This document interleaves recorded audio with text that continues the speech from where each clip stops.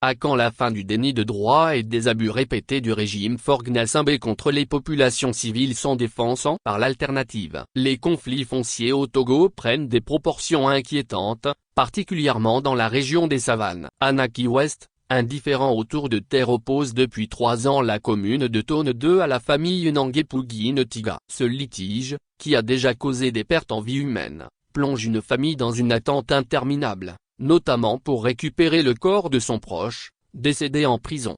Au Togo, les conflits fonciers prennent une tournure alarmante. Dans la région des savanes, la situation devient de plus en plus préoccupante, provoquant souvent d'énormes dépenses et, dans certains cas, des pertes en vie humaine.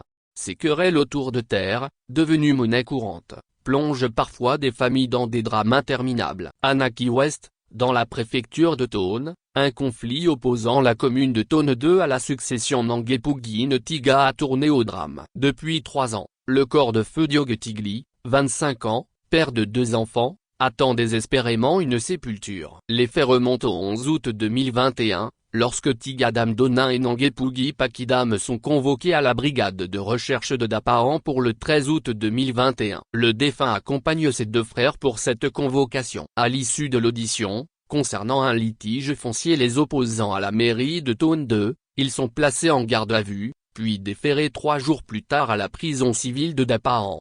Le 16 septembre 2021, Diogue Tigli se plaint de douleurs abdominales et est conduit au centre hospitalier régional, CHR, de Dapahan. Malheureusement, il décède dans la soirée du même jour, à 18 h. Son corps est placé à la morgue et, le lendemain, ses 2 frères sont libérés. La famille entame alors des démarches interminables pour obtenir la libération du corps, qui finissent par aboutir en mars 2023. L'enterrement est prévu pour le vendredi 17 mars 2023, après une veillée funèbre tenue le 16 mars. Mais au moment de récupérer le corps à la morgue du CHR de Dapahan, l'administration hospitalière refuse de le libérer, déclarant avoir reçu des ordres contraires. Toutes les tentatives de la famille pour récupérer le corps échouent, et ils repartent bredouille. Aujourd'hui 16 septembre 2024, cela fait 3 ans que la famille Tiga attend dans l'angoisse la restitution du corps de feu Diogue Tigli Tiga. L'affaire serait toujours en cours devant le tribunal de première instance de Dapahan. Dans une tournure encore plus tragique,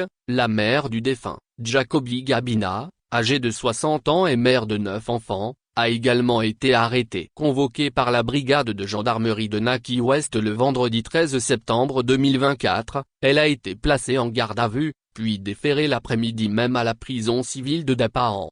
Ce conflit foncier, parmi tant d'autres dans la région des savanes, illustre les nombreuses tensions qui entourent la propriété des terres, souvent mal définies ou disputées, et l'impact que ces litiges ont sur des familles vulnérables et dévastateurs.